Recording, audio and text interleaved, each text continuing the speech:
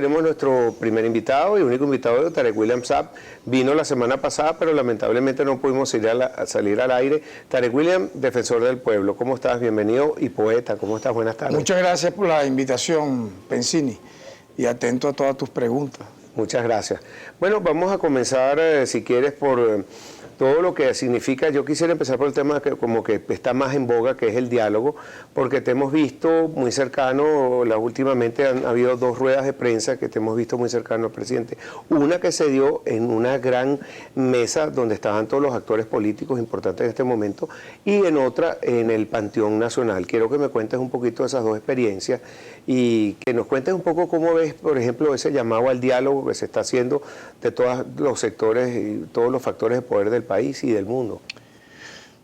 Bueno, sí, efectivamente, tú bien lo has dicho, Venezuela hoy, en medio de una contradicción estructural que siempre ha habido, no es nueva, entre factores pensantes de la sociedad, está tratando de buscar un camino para que esas contradicciones que podrán seguir históricamente puedan tener puntos de encuentro. Soy de la idea que las contradicciones tienen que tener un equilibrio entre las partes para a partir de ahí negociar acuerdos, reconstruir temas que pudieran ser centrales para el país. Suponte que haya 40, 50 temas, de esos 40, 50 temas debe haber 10 que son neurálgicos, económicos, políticos, institucionales, sociales, de derechos humanos, entre otros, y lograr a partir de hablar, de estar, la palabra diálogo es clave porque ¿qué implica un diálogo? Implica la ruptura de un monólogo, donde solo una parte frente a un espejo o frente a una sombra habla, pero no tiene del otro lado una respuesta porque es a sí mismo que se está hablando. Entre un monólogo y un diálogo, para buscar la solución a los problemas, es preferible el diálogo. El monólogo está para el teatro de Shakespeare y para todas esas grandes obras dramáticas de la humanidad. Ahí están los monólogos, ¿no? Pero yo creo que en la actual situación del país se impone el diálogo entre dos partes que han transitado por caminos muy difíciles. Yo reconozco que hubo dos grandes momentos de ese diálogo, impulsado por UNASUR, por el Vaticano, por los facilitadores, por los expresidentes, donde se firmó, ¿te recuerdas?, un documento de convivencia y naufragó por unos días, digámoslo, diciembre. Lamentablemente la reunión del 13 de diciembre, del 6 y del 13 no se dio. Pero entonces conozco y sé de primera mano, tuve una muy breve reunión con Ernesto Samper de UNASUR, y él tiene una gran fe de lo que él hizo, y eso está dentro de su interlocución discreta y privada con ambos factores. Él personalmente me refiero que tiene muchísima fe de que ese diálogo que ha estado suspendido va a relanzarse. Ahora, estoy totalmente de acuerdo que debe relanzarse. Hay gente que dice que no, porque ¿para qué un diálogo? Que eso es que unos ganen tiempo y otros saquen ventaja, o eso es traicionar banderas de uno u otro lado. No, en los momentos más atroces de la humanidad, ejércitos regulares que estaban matándose en el campo de batalla, dialogaban. No queremos para Venezuela estar en un campo de batalla con heridos y muertos y mutilados por razones de carácter político y dialogar a la vez. No, queremos que en medio de una confrontación institucional y política haya diálogo, y es lo que la Defensoría del Pueblo, como institución garante de los derechos humanos, siempre va a apostar, siempre, en este momento y en cualquier otro. Tú que eres amante de las palabras y las manejas muy bien, porque ese diálogo, lo dices y lo defines muy bien, naufragó. Yo escuché también... Naufragó momentáneamente, en enero. Porque primero hay que saber que un diálogo no es una reunión de una sola vez, es un proceso, proceso de diálogo. Segundo, escuché al secretario de UNASUR, Ernesto Samper, y en un programa aquí con Vladimir a la 1, donde él planteaba de que lo más importante es que ambas partes se reconozcan, porque si no, como tú bien dices, es un monólogo, es contra el espejo, y en ese proceso creo que estamos. Ahora, ¿cómo desentramamos ese proceso para seguir adelante con ese relanzamiento del diálogo? Y después hablamos de la posición de la Iglesia y todo. Mira, yo creo que debe haber mucha autocrítica, mucha voluntad también de superar errores o yo diría contradicciones incluso propias de la dinámica de un proceso tan complejo como este. Es decir, ¿quién dijo que esto iba a ser fácil? Cuando yo escuché, por ejemplo, de alguna gente decir que si no ocurren grandes resultados luego de una mesa de diálogo que apenas duró unas horas, nos paramos de la mesa o de 2 reuniones, uno dice, pero ¿por qué? Si se supone que un proceso de diálogo implica, la palabra lo dice, proceso, implica una larga, no tendría que porque sea infinita, ojo, o intemporal, pero implica una larga, una paciente, bordado en la búsqueda de ese punto de encuentro que te dije en medio de las contradicciones, en diversos temas. Coloco 5, lo político, lo económico, lo social, ¿verdad? El tema que tiene que ver vinculado a justicia, derechos humanos, el tema del futuro, digamos, de la paz como derecho humano de todos nosotros. Por lo tanto, quienes apuesten a que eso no ocurra, hoy no están conscientes del grave daño que le están haciendo al país. Porque quien no dialoga es porque no quiere dar sus razones. Ahora, quien cree que con 2 reuniones o 3 reuniones un diálogo va a culminar, yo quiero que tú me digas, eso pasará al libro récord de Guinness de la historia de la humanidad. O sea, un diálogo que culminó en cuestión de horas. Es decir, en cuestión de pocos días. Eso no existe. O sea, yo no voy a comparar el proceso venezolano con el de Palestina y de Israel. Pero eso ha llevado décadas. Yo no quiero compararlo, pero por ejemplo, eso ha llevado décadas. Yo no voy a compararlo con el de Colombia. Tuvo varios momentos de diálogo que se truncaron y hubo guerras de exterminio por parte del terrorismo de Estado que se aplicó en Colombia para acabar con la Unión Patriótica. Ahí murieron 5.000 personas. Candidatos a presidente, concejales, diputados, alcaldes fueron asesinados. Casi todos miembros de la izquierda colombiana. Parecía que más nunca iba a haber diálogo. Sin embargo, años después se volvió a retomar eso, ¿verdad? Tal vez unos 30 años después. Y fueron 4 años de diálogo en La Habana, Cuba, para que finalmente la guerra en Colombia cesara. Afortunadamente en Venezuela, este diálogo no está siendo precedido por una guerra civil. Yo creo que el diálogo es para evitar más bien confrontaciones bélicas o de violencia, que el atajo de la violencia, que el atajo de la vía no electoral, de la vía no institucional, sea la que tome ventaja. El diálogo es para evitar eso. Por lo tanto, vamos a insistir en ese relanzamiento. Sí, vamos a insistir en ese relanzamiento. Yo sí creo que hay muchísimas razones para tener esperanza y fe de ello, independientemente de que haya gente, y yo respeto las opiniones de cualquiera, que crea que no, pero yo llamo incluso a los que no están de acuerdo a que hagan un acto de reflexión muy profunda de lo que ha sido la historia venezolana, de vernos en el pasado reciente, de vernos en el siglo pasado, de esas guerras fratricidas que no llevaron a nada, y entender que al final todos somos venezolanos.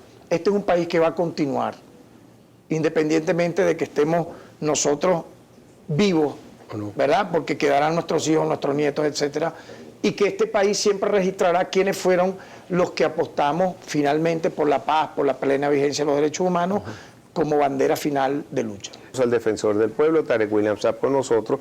Dejamos una pregunta al aire sobre el diálogo y este papel de trabajo que todavía están estudiando tanto el gobierno como la oposición. Algunos de la oposición que han hablado dicen que algunos de los puntos podrían ser inconstitucionales. No los he leído, pero simplemente hablando del tema, ¿qué opinas tú, Tarek? Bueno, mira, si ha sido presentado un documento y ambas partes las están estudiando, harán sus diversas propuestas, recomendaciones, y al final, en base a ello, se restablecerá el diálogo. Es decir, yo no creo que un documento presentado por los mediadores, que son los facilitadores, vaya a tener porque haya alguna u otra contradicción, un punto de tranca. Yo creo que eso puede ser salvable. Muy bien, es verdad que está en etapa de estudio y algunas cosas tendrán que ser modificadas, por eso es que la política es el arte de la negociación y tiene que negociar todo eso. También fuiste designado presidente de la comisión presidencial que trasladó los restos de Fabricio Ojeda al Panteón Nacional, eso causó un poco de polémica. ¿Nos puedes hablar del tema, por favor?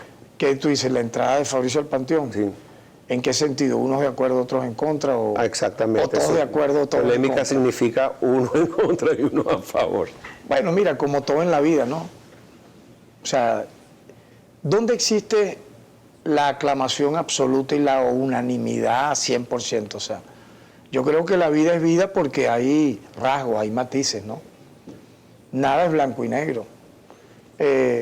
Los méritos como proponente que hice la propuesta de que Fabricio llegara al Panteón Nacional, con argumentos pocos lo han rebatido. O sea, uno no puede ir solamente a una descalificación extrema y radical. Si me permites, yo te puedo decir los méritos. A 51 años de su brutal asesinato, porque Fabricio Ojeda fue detenido y merecía un juicio, en todo caso, un derecho a la defensa, que tuviese unos abogados y que finalmente, en caso de ser hallado culpable, en ese proceso se le dieran todas las garantías constitucionales. Pero el Fabricio que es asesinado el 21 de junio de 1966 era ya una figura, una cima alta en la sociedad venezolana. Yo quiero que sepas eso, ¿no? Han pasado 51 años y su nombre fue invisibilizado, desterrado de todas las bibliografías. Cuando se hablaba del 23 de enero de 1958, yo creo que eso es un grave error. Se habla más de quienes estando afuera no arriesgaron su pellejo, no estuvieron presos, perseguidos ni encarcelados. Como en el caso, Fabricio Ojeda fue presidente de la Junta Patriótica Cívico-Militar que derrocó a Pérez Jiménez. Yo te aseguro que si en ese tiempo en que duró la Junta Patriótica actuando en la clandestinidad, a Fabricio lo ubican como el presidente de la Junta Patriótica, lo mata la Seguridad Nacional. No lo hubieran perdonado. Él arriesgó su vida en ese momento siendo presidente de la Junta Cívico-Militar que derrocó a esa dictadura. Él tiene allí un alto perfil. Él es el que da el anuncio, la noticia de que ya se fugó el tirano y le habla a todo el país a través de la Radio Nacional como presidente de esa Junta Patriótica. Pero en esos meses que van desde la caída del dictador Marcos Pérez Jiménez el 23 de enero del 58 hasta las elecciones que gana Betancur, Fabricio tomó un auge en Venezuela y en Caracas muy enorme, una conexión enorme con el pueblo, un líder carismático de una gran oratoria. Era periodista, cubría la fuente del Nacional en el Palacio de Miraflores, llegó a entrevistar al dictador, fue maestro de escuela, fue trabajador en los campos petroleros. Pero cuando vienen las elecciones del 58, es bueno recordarlo, Fabricio Ojeda fue el diputado más votado al Congreso Nacional.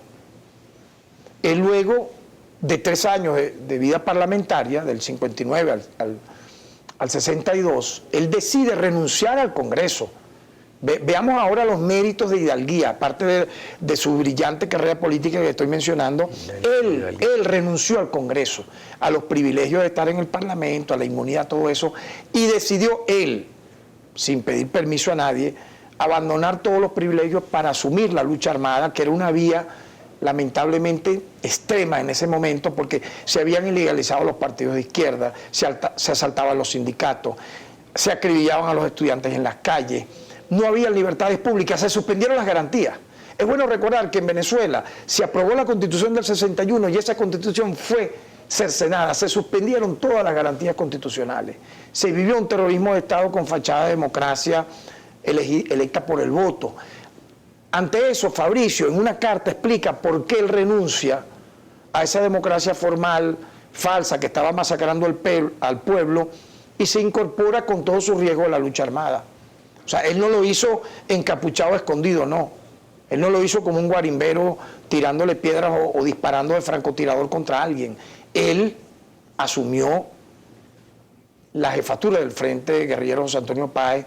Luego, en esos 3 años que van, de ese año del 62 al 63, él lo capturaron. Cae preso. Se fuga de la cárcel. A él lo condenaron a 18 años de cárcel, pero él logró fugarse. Lo detienen nuevamente en el 66, el 21 de junio de 1966. Entonces ya su figura era legendaria, sobre todo en los movimientos populares de América Latina. Había escrito libros, cartas, documentos. Había fundado un partido, el Partido de la Revolución Venezolana, junto a Douglas Bravo y Francisco Prada Barazarte. El PRV-FAL, ¿verdad? Entonces, él a la vez era el presidente, el jefe supremo del Frente de Liberación Nacional. Oye, yo creo que todo esto te coloca a este nombre tan grande, con solo 37 años. En medio de todo eso escribió 3 libros que se han publicado ahora. Él merecía vivir, él merecía que fuese llevado, como te dije, con sus abogados a ejercer su derecho a la defensa y no torturado salvajemente en el CIFA, en los sótanos del CIFA, que quedaban frente a Miraflores, donde está el Regimiento Guardia de Honor, en la avenida Urdaneta. Salvajemente torturado, lo asfixiaron, le aplicaron, lo estrangularon y simularon que él se había ahorcado. Es decir, para que se había suicidado, para desmoralizar a la gente. O sea, a él lo mataron doblemente. Lo asesinan, ¿verdad? Y también moralmente quisieron asesinarlo, diciendo que era un cobarde que se había suicidado, cuando lo habían, era, como te dije, torturado salvajemente y exterminado como ser y como figura. Durante todo ese tiempo, los familiares y el PRV fueron y movimientos populares los que mantuvieron su nombre en alto, hasta que Hugo Chávez, cuando gana la presidencia en el año 98, comienza a hablar de su figura, pues se publicaron libros, documentos, se hicieron homenajes. Y mira, ya Fabricio no puede ser demonizado como lo fue demonizado durante esos años que te narré, en los 60, 70, 80, 90, es injusto. Esa satanización. Es decir, yo creo que si él asumió al final ir de la vía parlamentaria a la vía armada, pero él lo hizo a riesgo de su vida y pagó con su vida. Y ahora está en el Panteón Nacional. Yo creo que eso explica todo. Está bien. Que baje entonces un poco la polémica. Te tengo que preguntar del decreto de Obama, porque no entiendo cómo, si estaba una semana antes de salir, repite un decreto contra Venezuela que podría haberlo tomado Donald Trump. Y lo que me explicó ayer un internacionalista, Sabio Garavino, él decía que este es un decreto contra 3 personas, 3 generales, y que no es contra Venezuela. En lo personal no he percibido cómo se ha perjudicado Venezuela como país o el gobierno con este decreto, y sería bueno que nos explicara, además como defensor del pueblo, claro, qué significa esto. El decreto no habla de 3 personas, yo creo que no quiero polemizar con nadie de forma unilateral, no es mi estilo, pero el decreto, quien lo ha leído, es contra Venezuela. Califica a Venezuela como una amenaza extraordinaria e inusual contra los Estados Unidos de América. Es un decreto similar, para que nos ubiquemos históricamente en la geopolítica, a lo que en su momento expresidentes de los Estados Unidos de turno, ¿no? Firmaron órdenes ejecutivas que terminaron con la invasión a Irak y con la invasión a Afganistán. O sea, esto no es un juego.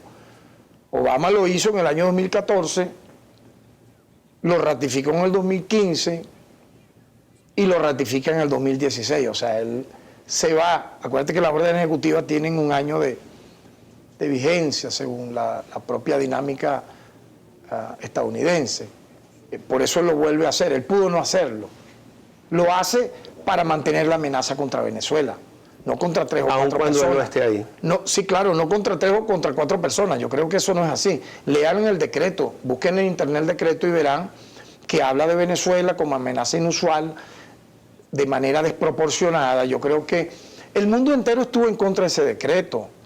Incluso Obama en algún momento dijo, no, Venezuela no es una amenaza. Venezuela no es una amenaza inusual a nuestra seguridad. Entonces se le dijo, bueno, si eso es así, derogue el decreto. Pero tenemos que ir a una Ojalá pausa. sea Trump el que lo derogue, ¿qué sabes tú? William, estábamos hablando entonces de ese decreto de Obama y tú dejaste algo abierto ahí, como que si ojalá lo derogue entonces el nuevo presidente de los Estados Unidos, Donald Trump. Se han visto cosas tan extrañas.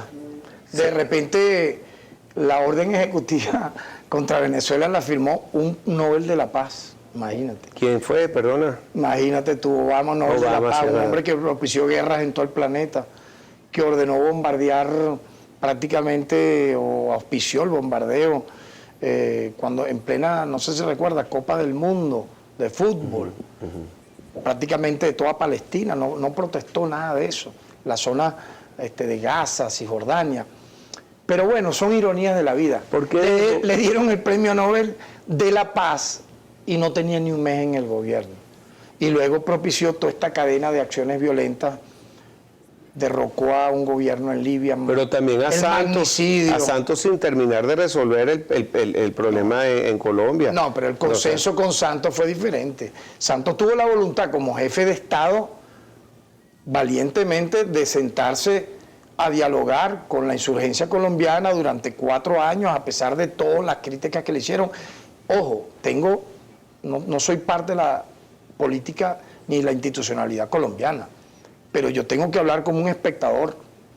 O sea, Santos, al igual que la FARC, ambos fueron valientes en sentarse a dialogar y lograr finalmente una firma de unos acuerdos. O sea, el que lo niegue ahorita, mira, yo creo que poca gente lo negaría, en todo caso. Fíjate. Y el Papa Francisco se lo merece porque él logró, después de 50 años, lograr una relación diplomática entre Cuba y los Estados Unidos. No, yo creo, el Papa Francisco, por todo lo que está haciendo, es un líder espiritual global que merece todo nuestro apoyo, a pesar de que yo he visto por ahí declaraciones de algunos cardenales que incluso no gustan del Papa Francisco, lo ven un poco cercano a la izquierda o a elementos progresistas.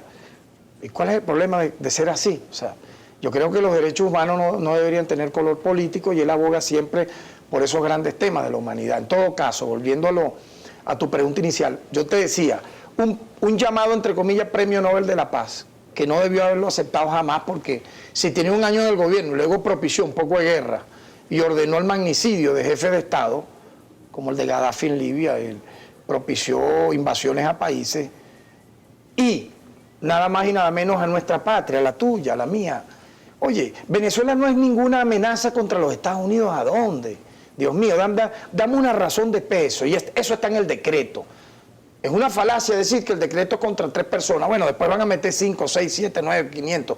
Pero el decreto no lo dice. El decreto dice que Venezuela, como país, es una amenaza extraordinaria e inusual a la paz de los Estados Unidos y a la seguridad. Es un poco ambiguo, es extraordinario e inusual. No, eso es un lenguaje procaz, obsceno, que usa un imperio arrogante para luego de emitir una orden como esa invadir un país. No ha ocurrido en Venezuela, afortunadamente. Por eso yo te hablaba mucho del diálogo al principio. Pero le abre entonces la puerta a Donald Trump para que se la abre para que la ratifico, para que lo derogue. Yo simplemente estoy dando una idea. De pronto, quien aparece como un troglodita, que todas las mujeres llegando al gobierno, creo que 1 millón de señoras y señoritas protestaron en su contra, minorías, latinos, etcétera. Bueno, de pronto, aunque vi unas declaraciones de su secretario de Estado sumamente duras, ¿no? Rex Tillerson, yo no de ExxonMobil. Exacto, ahí no pareciera que hubiese, por ahora, hay que esperar, ¿no?, un cambio de lo que fue la política exterior de Obama. Por eso yo digo, en política hay que esperar. El propio presidente Maduro habló de que hay que tratar estos temas con prudencia, una palabra no muy usual del presidente Maduro, pero habla de prudencia, y creo que lo están haciendo bien. La canciller se fue a Washington a tratar de negociar a través de unos lobistas, ojalá llegue a un buen arreglo, y además que creo que Trump dio una buena señal dejando al secretario general de Relaciones Internacionales ahí, que está todavía al frente de Thomas Shannon. Quizás eso es una buena señal de que todavía Thomas Shannon es una pieza clave. Yo lo conozco en lo personal, cuando éramos parlamentarios, el presidente Maduro, mi persona, entre otros, hicimos algunas gestiones. Yo era presidente de la Comisión de Política Exterior, presidente Maduro, entre otros diputados, tanto del bloque gubernamental como opositor, pertenecían al llamado Grupo de Boston. Y se hicieron gestiones bastante importantes a una escala intermedia, ¿no?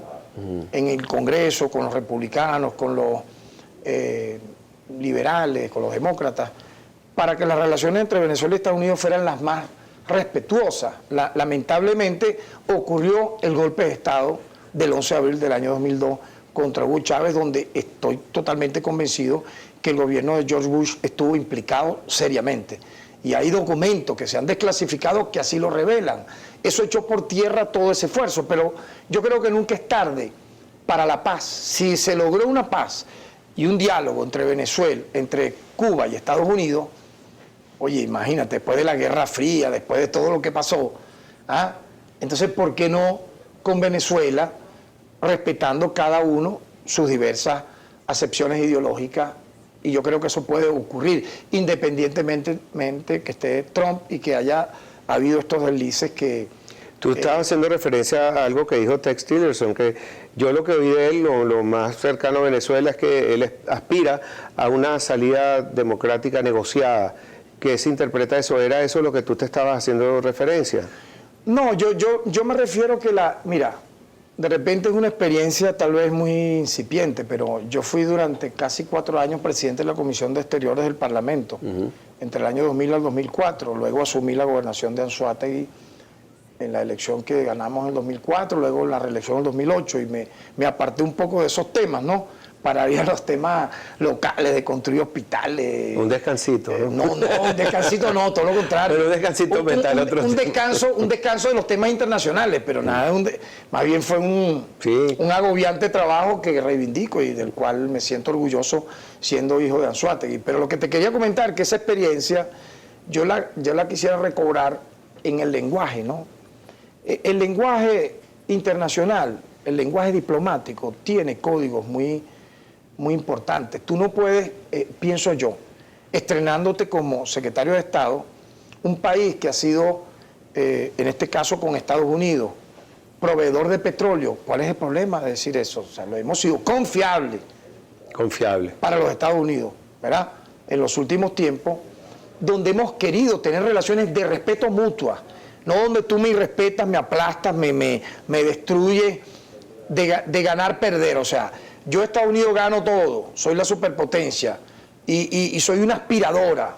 De Venezuela quiero estrangularla, asfixiarla, quitarle todo su petróleo, sus reservas, como ocurrió muchas veces. Recuérdate que él se fue aquí como expulsado por ExxonMobil, perdieron 10.000 millones de dólares. A lo mejor tiene un... No, yo no me refiero a él en lo personal.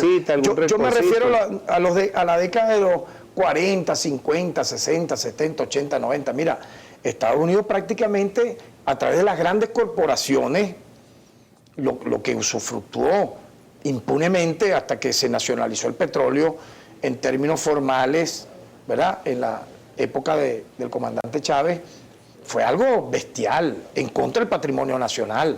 ¿Tú sabías, Pensini, que a los campos petroleros de Oriente y de Occidente había lugares que eran donde estaba el nudo, el cerebro del petróleo venezolano? Solamente estaban los ingenieros estadounidenses y de las corporaciones transnacionales, ahí no podían entrar venezolanos. ¿Tú sabías eso? Bueno, sépalo. Mira. Entonces, obviamente, yo cuando te toco estos temas, yo te digo, bueno, si Venezuela ha buscado de jugar, vamos a decir así, es un ganar-ganar, ¿verdad? ¿Por qué nosotros tenemos que colocar la pelota siempre en que el imperio tiene que colocar sus reglas y entonces el país más débil, en este caso Venezuela, ser un vasallo? Yo aspiro que el lenguaje, independientemente de esa primera declaración, que para mí no fue consona, no tuvo el código de una diplomacia entrante. Si tú estás entrando como secretario de Estado, siento yo que debes, oye, una bandera blanca, vamos a dialogar, vamos a hablar, vamos a sentarnos a conversar de país a país para buscar una vía de transición. ¿A qué? A restablecer las relaciones formales. Coloque usted su embajador de Estados Unidos, coloque usted su embajador de Venezuela, hagamos las relaciones políticas, económicas, comerciales que haya lugar, con respeto, donde todos podamos salir triunfantes. Hay dos temas al regreso que quiero tocar contigo para terminar con este Tex Tillerson. Recuérdate que él nos mandó después a Guyana y aguas territoriales muy cuestionadas para explotar petróleo en aguas territoriales. Veremos cuánto tiempo dura él como secretario de Estado, porque me estás hablando prácticamente de un jefe petrolero de una corporación. Tú me estás hablando, yo te escucho. Pero te estoy hablando del pasado. Está bien, pero tú mismo me estás describiendo, no a un canciller. No a un tipo que mueve los hilos de la diplomacia con China, con Rusia, con el mundo árabe, con el Medio Oriente, con Palestina, con Israel, con Venezuela. Me estás hablando, es como del jefe de un campamento petrolero transnacional. Mira, este petróleo es así, yo quiero hablando acá. Del representante diplomático de Trump que va por el mundo petrolero. Por eso me mandaron el Deepwater Horizon, que tiene todavía hasta una película, que hay que verla, porque ese fue el que explotó petróleo en aguas territoriales venezolanas, que creo que es un tema álgido para Venezuela. Yo creo que el perfil de un canciller es el de un canciller. Alguien que lleve la diplomacia entre los países, que sepa dialogar de varios temas. Y que no sea por lo que tú me estás perfilando, no hablo de ti como que eres tú el que lo está colocando, ojo. Es el perfil que tú estás transmitiendo, sí. O sea, un agente petrolero, o sea, eso... Pero suena bastante parecido.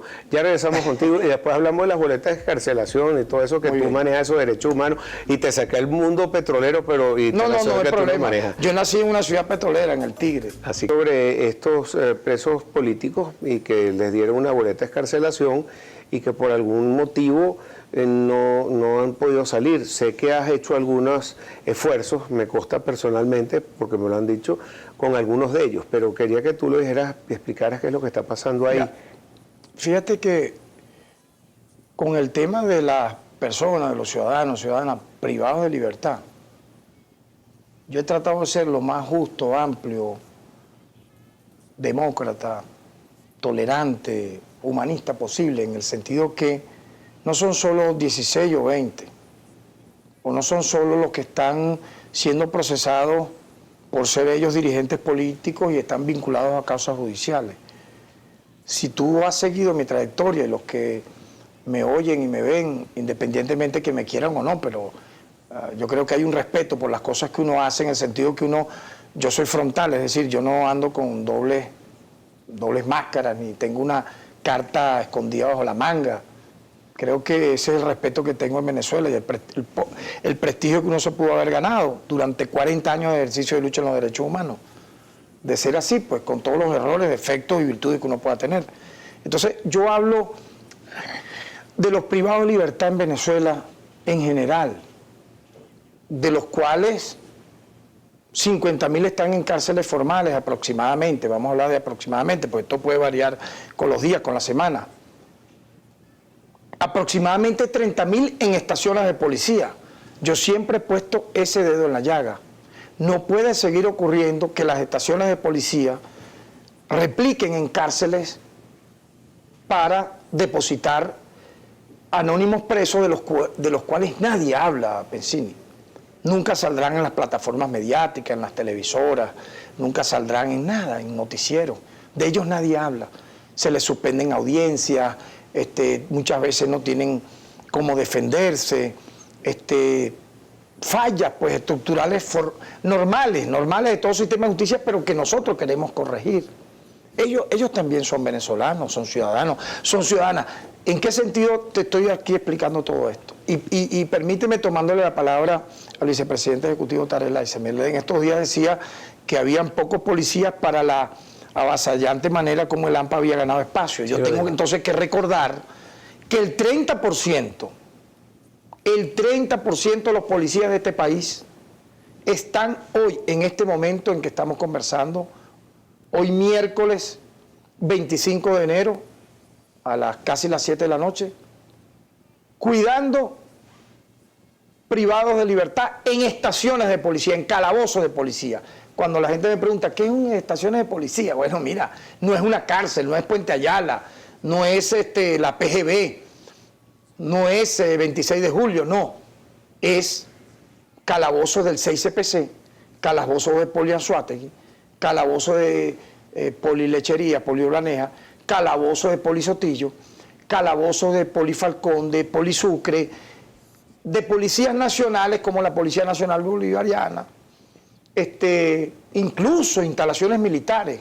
Yo recibí una comunicación del ministro de la Defensa, Vladimir Padrillo López, solicitándonos intermediar en este tema también, porque en cuarteles nuestros hay privados de libertad que sus causas no son particularmente de carácter militar.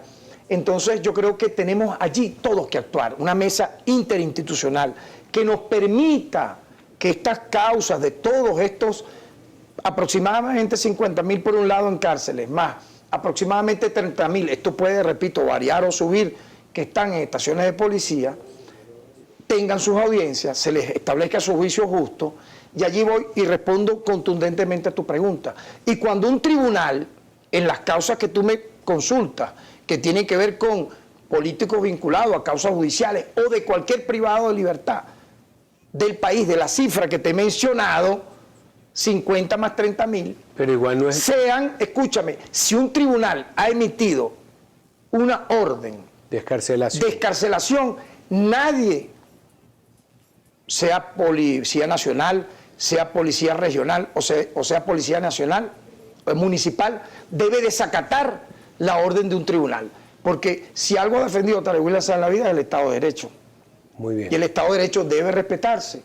Repito, no solo en las causas que tú me consultas, que son, según tú me has dicho, me dijiste 16. Ahorita, que eran 16, según un documento que te acaban de entregar. Me gustaría, si te lo entregaron, me lo reenvíe. Pero te explico, no en esos 16, en otros que pudiera haber. El mandato de un tribunal, oye, tiene que respetarse, acatarse, como mucha gente pudiera decir a veces, oye, no estoy de acuerdo con tal decisión, pero la respeto. ¿Emana de dónde? De un tribunal de la República. Por lo tanto, ahí no debe haber discusión. O sea, podemos ver en los próximos días quizás que el defensor del pueblo haga ejercer esas boletas de excarcelación. No, pero es que yo te estoy fijando una posición contundente. No sobre 16 casos que tú me mencionas. Sino sobre muchos más. Sobre todos los casos donde, voy a decirlo claro, es que yo lo he dicho antes, Pensini, esto yo lo he hablado antes, un poco porque mira, si tú eres garante del Estado de Derecho, si como defensor del pueblo yo tengo competencias constitucionales para alertar, para exhortar, para recomendar, para proponer cosas, para opinar, yo ejerzo eso dentro de un plano de respeto, siempre de articulación, ¿verdad? Con el jefe del Estado, presidente de la República, con los demás jefes de poderes públicos, ¿verdad? No solamente el presidente Maduro, con todos los jefes de poderes públicos, con gobernadores, con alcaldes, con diputados que se me acercan. Es decir, es nuestro deber. Ahora, en ese marco, nosotros tenemos que atender a las víctimas, a los peticionarios. Ellos son nuestros principales tributarios. Nosotros aumentamos enormemente las acciones defensoriales. Si tú comparas 2013-2014, ese bienio, con 2015-2016, ha sido un 60% más de acciones defensoriales a favor de la gente. Y entonces ahí entra eso que tú me señalas. Yo respeto, sinceramente, las actuaciones institucionales de todos los poderes. Al igual que respeto a la comunidad organizada, los consejos comunales, la sociedad civil. Si un tribunal debidamente y constitucionalmente instituido para ejercer justicia ha decretado la libertad de un ciudadano y ha emitido una boleta de excarcelación, allí no hay ningún tipo de duda y hay simplemente que acatarlo. Se me acabó el